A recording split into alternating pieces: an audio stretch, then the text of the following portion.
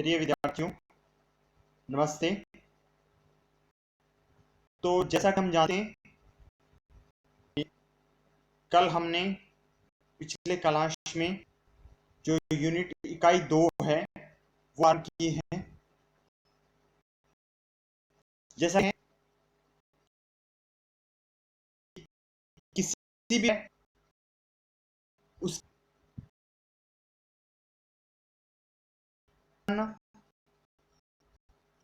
उसके नए कठिन शब्दों के अर्थ को समझना, तो हम इकाई में जो पहला पाठ पढ़ेंगे यानी पहली कविता जो पढ़ेंगे उसकी विधा है पद। पिछले क्लास में हमने पद के बारे में जाना। आइए अब हम इस कविता के यानी कविता के बारे में जो जानकारी है वो प्राप्त करेंगे। तो सबसे पहले हम रैदास के इस जो कवि हैं दास, उनके जीवन के बारे में जानकारी प्राप्त करेंगे।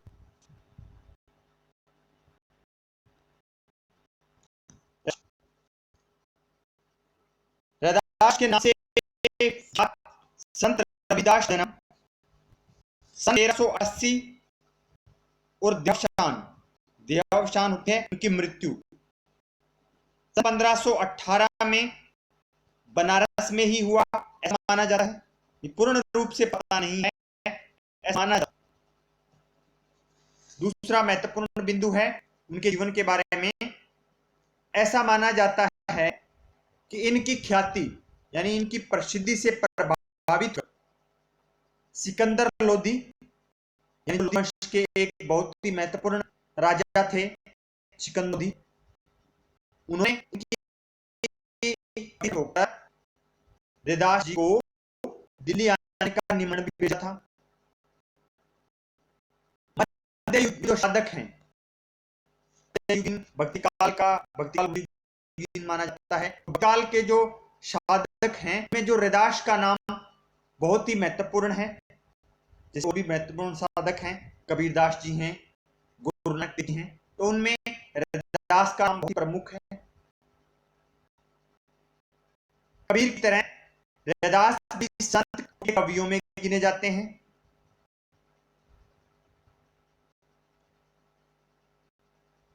तीसरा महत्वपूर्ण बिंदु, मूर्तिका तीर्थ यात्रा जैसे दिखाओं में रैदास का जरा भी विश्वास नहीं था। इन चीजों को वो बिल्कुल ही नहीं मानते थे, आडंबर मानते थे।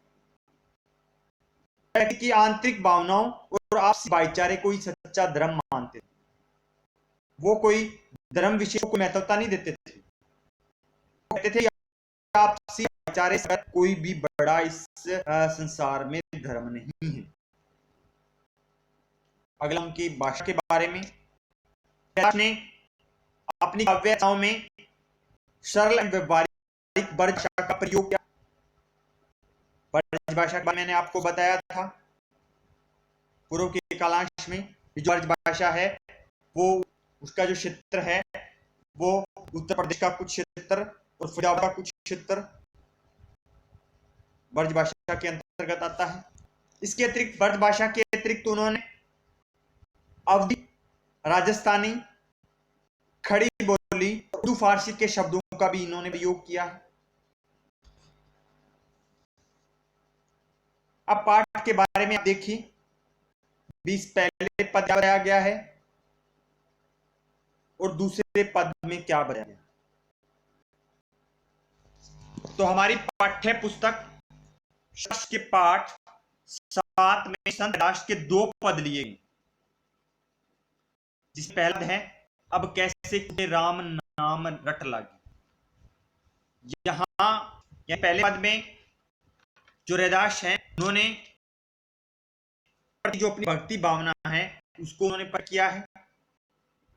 भी अब वो अपने प्रभु को संबोधित करते हुए कहते हैं भी अब तो क्या है, राम नाम की रटक गई है। ठीक है, तो इस पद में उन्होंने क्या बताया है। इस पद में कवि ने आराध्य यानी जिसकी वो पूजा करते थे उनको आराध्य बोला जाता है। अपने आराध्य को याद करते हुए उनसे अपनी तुलना की है। फिर तुलना के लिए उन्होंने अनेक उपमाएं हैं उनका प्रयोग किया है। तो वे प्रभु को चंदन, बादल, चंद्रमा, दीपक, मोती और सोना कहा है।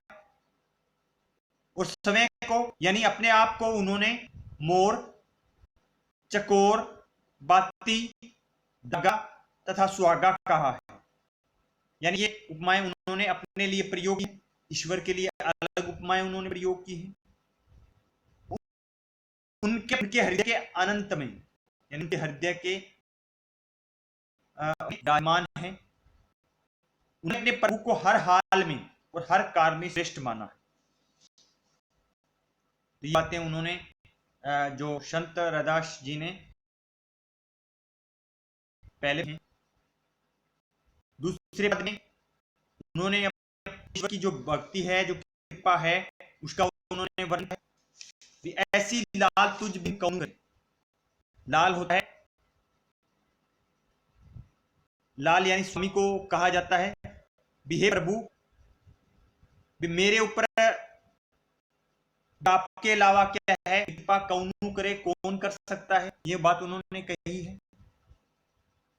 तो इस पद में, दूसरे पद में जो भगवान की उदारता है और उन भगवान की जो कृपा है, उनका जो समानता को समान देखने का जो भाव है, उसका वर्णन उन्होंने दूसरे पद में किया है। और रैदास एक बहुत ही महत्वपूर्ण बात कहते हैं दूसरे पद के माध्यम से भी। भगवान ने क्या है, तथाकथित यानी समाज में जो निम्न कुल के लोग हैं, निम्न कुल के भक्तों को ही अपनाया है, सहज भाव से अपनाया। यानी जो निम्न कुल में जन्म लेते हैं और थोड़ी सी भक्ति करते हैं तो भगवान उनके प्रति बहुत जल्दी ही क्या है, खुश हो जाते हैं और उन्हें लोक में यानी संसार में उन्हें सम्माननीय स्थान भी दिया। तो ये दो पद दो में उन्होंने बताया है।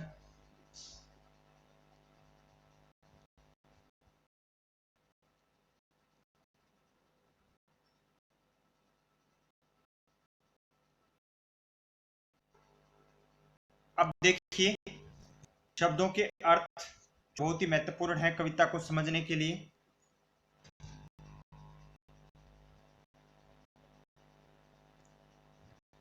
शब्द हैं बास, बास यानी गांधी का वास कहा जाता है। समानी, समाना, समा जाना यानी सुगंध का बस जाना, बसा हुआ या समाही। अगला है घन, बादल, मोरा, मयूर, मोर, केकी, चितवत, चितवत होता है चित्रा कर देखना या निखारना, निहारना। चकोर, चकोर एक पक्षी होता है, तितर की भांति परम प्रेमी माना जाता है। अगला है शब्द बाती, बत्ती जो दीपक की जो बत्ती है उसको बाती बोलते हैं। इसमें रुई कपड़े आदि को ऐंठ कर या बटकर बनाई हुई पतली पून जिसे तेल में डालकर दिया जलाते हैं। आगे है ज्योति यानी ज्योति, लो जिसे बोलते हैं, या देवता के प्रत्यर्थ जलाए जाने वाला दीपक जो होता है। बरे, जलना, राति, रात्रि। सुहागा, सुहागा आपको पता है सोने को शुद्ध करने के लिए प्रयोग में आने वाला जो द्रव्य पदार्थ होता है उसे सुहागा कहते हैं। दासा, दास या सेवक। लाल, स्वामी। कौनु, कौनु कौन, गरीब निवाजू यानी दुखियों पर दया करने वाला। गुसैया, स्वामी या गुसाई। माथे छत्रु धरे, माथे छत्रु, छत्र मुकुट धरे धारण करता है, मस्तक पर स्वामी होने का मुकुट धारण करता है। छूती छुआछूत या स्पर्शा, जगत कऊ यानी सभी लोगों को लगती है। ता पर तू ही यानी उन पर दर्द हुआ है।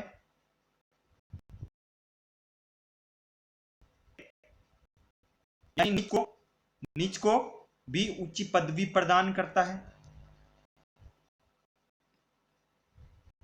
नामदेव, ये अलग अलग भक्तों के नाम हैं। नामदेव ये महाराष्ट्र के एक प्रसिद्ध संत रहे हैं।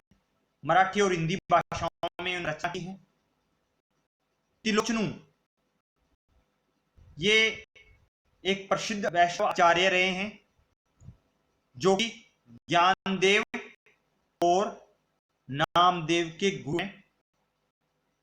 सदना, एक उच्च कोटि के संत जो कि नामदेव के समकालीन, यानी जो नामदेव अपना जीवन व्यतीत कर रहे थे उसी समय जो है वो सदना जो है वो भी अपना जीवन व्यतीत कर रहे थे। सैनु, ये भी एक संत हैं कि जो आदि गुरुग्रंथ साहिब हैं उनमें संगीत पद के आधार पर, उनमें जो पद हैं उनके आधार पर इन्हें रामानंद, जो कि एक भक्तिकालीन बहुत ही प्रसिद्ध संत रहे हैं, उनके ये समकालीन माने जाते हैं। हरिजीव, हरि जी से सबे सरे यानी सब कुछ संभव हो जाता है। रट लागी यानी आदत सी हो गई।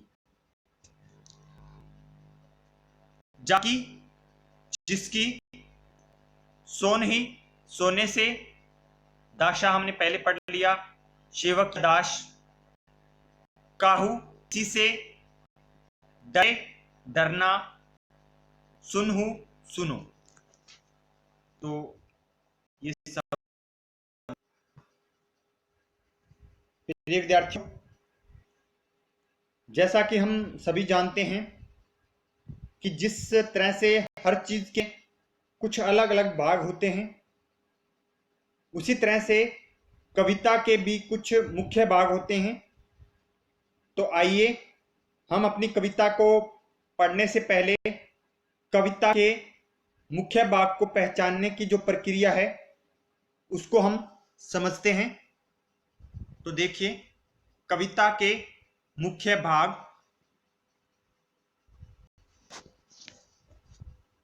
हिंदी का महत्व, यानी कविता के मुख्य भाग।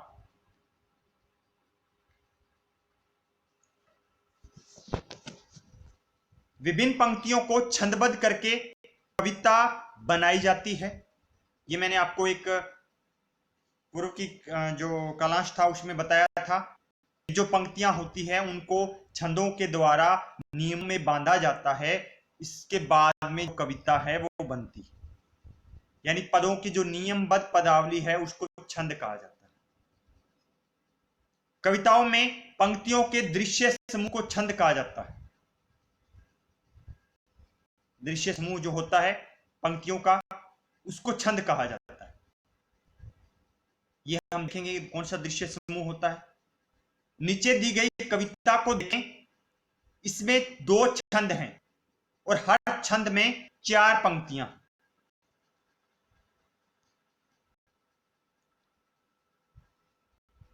ये देखिए, कविता की एक पंक्ति दी गई है, कड़ी आराधना करके बुलाया था उन्हें मैंने, पदों को पूरे के लिए ही थी साधना मेरी, तपस्या ने बढ़ करके जाया था उन्हें मैंने, पधारे देव पूरी हो गई आराधना।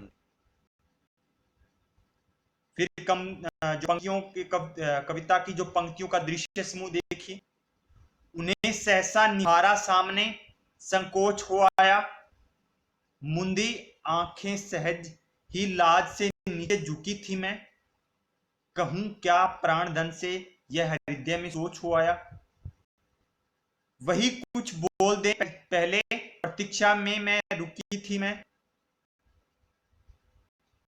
ये कविता की पंक्तियों का जो दृश्य समूह है। अब कविता में जो तुकबंदी है वो किस प्रकार होती है? कभी कभी क्या है, जो कविता की पंक्तियों में एक विशेष तरह का लय, प्रवाहमयता उत्पन्न करने के लिए हर पंक्ति के अंत में या एक के बाद दूसरी पंक्ति के अंत में एक समान उच्चारण वाले शब्दों का प्रयोग करता है। ये बात मैं एक उदाहरण के माध्यम से समझेंगे। तो इस तरह की जो भी एक समान सी जो पंक्ति प्रयोग की जाती है पहली के बाद तीसरी में, ठीक है, तो इस तरह क्या है, वो एक तुकबंदी होती है। यह कविता की एक तुकबंदी होती है। इसे हम निम्न चरणों में देखते हैं। जैसे देखिए इसमें किस तरह तुकबंदी का प्रयोग किया गया है। इसमें हर पंक्ति के अंतिम शब्द को रेखांकित करें। जैसे देखिए आप, पंक्ति कड़ी आराधना करके बुलाया था उन्हें मैंने शब्द अंत में आ रहा है। पदों को पूजने के लिए थी ही साधना मेरी, तपस्या ने व्रत रिझाया था उन्हें मैंने। अब ये तुक मिल रही है ना पहले की तीसरे के साथ। पधारे देव पूरी होगी आराधना मेरी, और दूसरी की चौथी के साथ। तो ये इसे कविता की तुकबंदी कहते हैं। फिर दूसरा चरण भी दे आप एक। उन्हें सहसा निहारा सामने, संकोच हो आया, धुंधी आंखें सहज ही लाज से नीचे झुकी थी मैं। हूं क्या प्राण धन से, यह हृदय में सोच हो आया।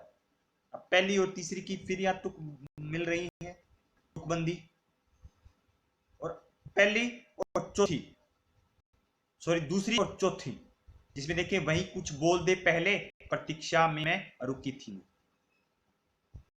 परीक्षा में रुकी थी मैं, प्रतीक्षा में, सॉरी। तो यहां तुकबंदी का प्रयोग किया गया है आया में और मैं। ये कविता के मुख्य भाग होते हैं। फिर यहां हमने क्या क्या देखा कि कविता के दोनों छंदों की पहली और तीसरी पंक्ति के अंत में एक समान शब्द होना, कविता के दोनों छंदों की दूसरी और चौथी पंक्ति के अंत में एक समान शब्द होना, ये बात भी हमने देखी। कविता में पंक्तियों के अंत्य शब्दों में, अंत शब्दों में इस तरह से समानता लाने को तुकबंदी कहा जाना। एक समान जब शब्द आएंगे, पहले और तीसरे की तुक मिलेगी, दूसरे और चौथे की तुक मिलेगी, तो उसे हम तुकबंदी कहेंगे। तुकबंदी के कुछ और भी तरीके हैं, जैसे सभी पंक्तियों के अंतिम शब्द एक समान स्वर वाले होना। ये कुछ जरूरी नहीं है एक समान जो शब्द हैं वो भी एक समान हो, जो उनका अंतिम स्वर है वो भी एक समान हो सकता है। फिर पहली और दूसरी पंक्ति के अंतिम शब्द एक समान स्वर वाले होना, ये भी हो सकता है। पहली और दूसरी पंक्ति का जो अंतिम शब्द है उनमें समान स्वर हो, तथा दूसरी और चौथी पंक्ति के अंतिम शब्द एक समान स्वर वाले होना, ये भी हो सकता है। दूसरी और चौथी पंक्ति का जो अंतिम शब्द है उनमें एक समान स्वर वाले हो, जो शब्द हैं एक समान स्वर वाले जो शब्द हैं वो प्रयोग। तो ये कविता के जो भाग थे।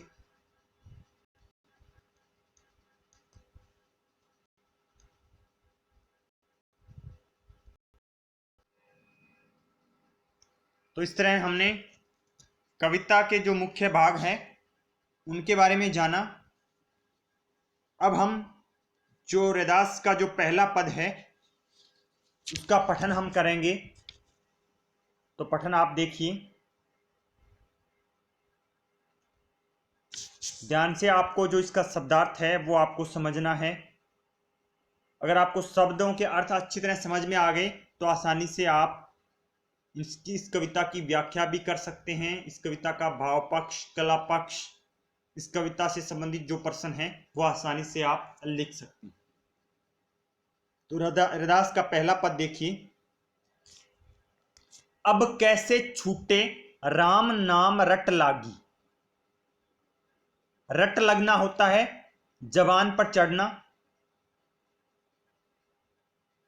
कैसे छूटे, कैसे छूटे, प्रभु जी यानी ईश्वर को वो संबोधित करते हुए कह रहे हैं, तुम चंदन और मैं पानी, हम पानी यानी अपने लिए वो प्रयोग कर रहे हैं, हम पानी, हम भक्तों के लिए, अपने आप के लिए, जाकी जिसकी अंग अंग यानी शरीर का जो प्रत्येक अंग है उसमें बास, बास यानी सुगंध, खुशबू, गंध, समानी यानी समाना, बस जाना।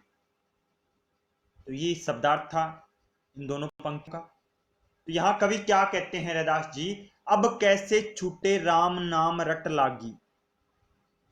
यहां रैदास जी अपने आराध्य देव के प्रति अपना जो भक्ति प्रेम है उसको प्रकट करते हुए कहते हैं, भी हे प्रभु मेरे मन में क्या है, आपके नाम की रट लग गई है, वह अब कैसे छूट सकती है। वो ईश्वर को संबोधित करते हुए कह रहे हैं, प्रभु को संबोधित करते हुए कह रहे हैं, भी अब तो मैं क्या है, भी सारे दिन आपका ही नाम जपता रहता हूं, सारे दिन जबान पर आपका ही नाम मेरी जबान पर रहता है। फिर वो अलग अलग उपमाओं से ईश्वर को संबोधित करते हैं और अपने लिए कुछ उपमाओं का प्रयोग करते हैं और वो कहते हैं भी मैं तो अब क्या है, भी तुम्हारा भगत हो गया हूं, भी तुम्हारा, तुमसे बहुत अधिक प्रेम करने वाला भक्त हो गया हूं। किस तरह, प्रभु जी तुम चंदन हम पानी, जाकी अंग अंग बास बास समानी। तो यहां रैदास जी कहते हैं भी मैं तुम्हारा भगत उसी तरह हो गया हूं, यानी तुम्हारा अनन्य प्रेमी बन गया हूं, जिस प्रकार क्या है, भी जो चंदन होता है, जो चंदन क्या है, भी तुम चंदन हम पानी, तुम तो चंदन के समान और हम पानी के समान हैं। भी जिस प्रकार जो चंदन के संपर्क में रहने से जो पानी में उसकी जो सुगंध है वो फैल जाती है, उसी तरह आप भी क्या है, जाकी अंग बास समानी, जिस प्रकार क्या है, जो भी चंदन के संपर्क में रहने से भी पानी में जो सुगंध फैल जाती है, ठीक उसी प्रकार क्या है, भी मेरे तन मन में तुम्हारे जो प्रेम की जो सुगंध है, तुम्हारे प्रेम की जो बाश है, वो क्या है, व्याप्त हो गई है, समा गई। यानी प्रभु को वो चंदन कहते हुए संबोधित कर रहे हैं और समय के लिए वो पानी प्रयोग कर रहे हैं। आगे वो कहते हैं, प्रभु जी तुम घन बन हम मोरा, जैसे चितवत चंद चकोरा। प्रभु जी तुम दीपक हम बाती, जाकी ज्योति बरे बलती यानी जलती, दिन राती, दिन रात। पहले इन दो पंक्तियों का शब्दार्थ समझें। प्रभु जी ईश्वर को संबोधित करते हुए कह रहे हैं, तुम घन, तुम बादल हो, तुम घन बन, हम मोरा, हम मोर हैं। जाकी ज्योति, सॉरी, जैसे चितवत, जैसे चितवत का अर्थ होता है तल्लीन होकर देखना, ध्यान लगाकर देखना। चंद चकोरा, चकोर नामक पक्षी चांद को जैसे देखता है। प्रभु जी तुम, फिर वो दूसरी उपमा का प्रयोग करते हैं यहां, प्रभु जी तुम दीपक, हम बाती, हम बत्ती हैं। जाकी ज्योति, जिसकी ज्योति प्रकाश बरे, दिन राती, जलता है दिन रात। तो यहां जो रैदास हैं वो अपनी भक्ति भावना का परिचय देते हुए जो बादलों की तुलना है, जो ईश्वर की तुलना बादलों के साथ कर रहे हैं, भी कवि का कहना है, भी हे प्रभु, भी तुम घन, भी यदि तुम बादल हो तो हम मोरा, तो क्या है, भी मैं तो मोर हूं, मयूर हूं। फिर वो दूसरी उपमा देते हैं, जैसे चितवत चंद चकोरा, भी यदि तुम चंद्रमा हो तो मैं चकोर हूं। अर्थात जिस प्रकार आसमान में भी जो काले बादल हैं उनको छाते ही जो मोर है वो खुशी से नाचने लगता है, तो ठीक वैसी स्थिति जो कवि हैं वो कहते हैं भी आपको देखने से मेरी हो जाती है, जैसे मैं आपको देखता हूं तो मैं मोर के समान नाचने लगता हूं, और मेरी स्थिति उस जो चकोर नामक पक्षी है उसके समान हो जाती है, जो चांद को निहारता रहता है। ठीक है, यानी जो जिस प्रकार जो चकोर है वो चंद्रमा का जो प्रेम प्राप्त करने के लिए उसकी ओर चितवत यानी उसकी ओर ध्यान लगाकर व्याकुल होकर उसकी ओर देखता रहता है, उसी प्रकार उस चकोर पक्षी के समान ही मैं भी व्याकुल होकर देखता रहता। फिर वो अगली उपमा देते हैं, प्रभु जी तुम दीपक हम बाती, जाकी ज्योति बरे दिन राती। यानी यहां भक्त कवि रैदास जी कहते हैं भी हे प्रभु, तुम यदि दीपक हो तो मैं उस दीपक की बाती हूं, उस दीपक की जो रुई है या पूनी है वो हूं, जो तुम्हारे प्रेम में क्या है भी मैं सदा ही बरे जलता रहता हूं, दिन राती दिन रात। फिर अगली उपमा वो प्रयोग करते हैं, प्रभु जी तुम मोती हम धागा, जैसे सोन ही मिलत सुहागा। तो यहां जो रैदास हैं वो कहते हैं, सॉरी अगली पंक्ति और देखिए, प्रभु जी तुम स्वामी हम दासा, ऐसी भक्ति करे रैदासा। तो यहां जो वो ईश्वर को संबोधित करते हुए कहते हैं भी हे ईश्वर, आप अगर मोती हैं, तुम मोती यानी आप अगर मोती हैं तो मैं क्या है उन्हें पिरोने में, उस मोती को पिरोने में काम आने वाला जो धागा है वो मैं हूं। फिर वो कहते हैं जैसे सोन ही मिलत सुहागा, यानी वो पहले तो वो तुलना कर रहे हैं मोती की, जिस प्रकार मोती क्या है भी यदि तुम मोती के समान उज्जवल हो, एक कांतिमान हो, तो उसी प्रकार जो मेरा मन है, रैदास जी कहते हैं भी मेरा मन भी क्या है, दीप्तिमान है, प्रकाश फैलाने वाला है। और फिर वो तो इसकी तुलना करते हुए कहते हैं जैसे सोन ही मिलत सुहागा।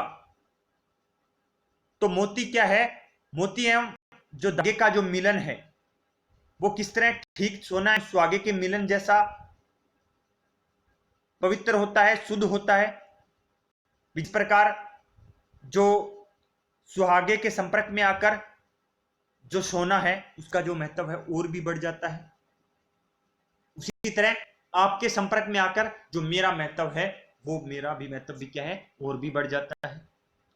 फिर वो कहते हैं प्रभु जी तुम स्वामी हम दासा, ऐसी भक्ति करे रैदासा। यानी हे प्रभु भी वास्तव में ही तुम क्या है, स्वामी हो, जगत सॉरी ईश्वर हो, और क्या है तुम स्वामी हम दासा, और मैं क्या है तुम्हारा दास हूं अर्थात तुम्हारा सेवक हूं, ऐसी भक्ति करे रैदास। यानी रैदास जी कहते हैं भी मैं हमेशा से ही भी मैं स्वयं को आपका एक सेवक ही समझा है, और आपकी जो भी आपकी आज्ञा का पालन किया है। यानी जो मेरी भक्ति है, रैदास जी कहते हैं कि जो मेरी भक्ति है वो तुम्हारे प्रति क्या है, एक दास की भक्ति। यानी यहां जो रैदास हैं वो अपनी भक्ति भावना, अपनी जो दास्य भक्ति भावना है उसको वो प्रकट करते हुए ये बातें कह रहे हैं। तो आज के लिए ये पहला पद ही। तो आज आपको जो भी इस कालांश के माध्यम से आपको समझाया गया है, कविता के जो मुख्य भाग हैं, शब्दार्थ हैं और जो पद हैं, पद की जो व्याख्या है, इनके जो शब्दों के जो अर्थ हैं वो आपको अच्छे से समझना है, और इन शब्दों के अर्थ को आपकी फेयर नोटबुक में आपको लिखनी है। आज के बेटा इतना ही। Have a nice day. It's okay.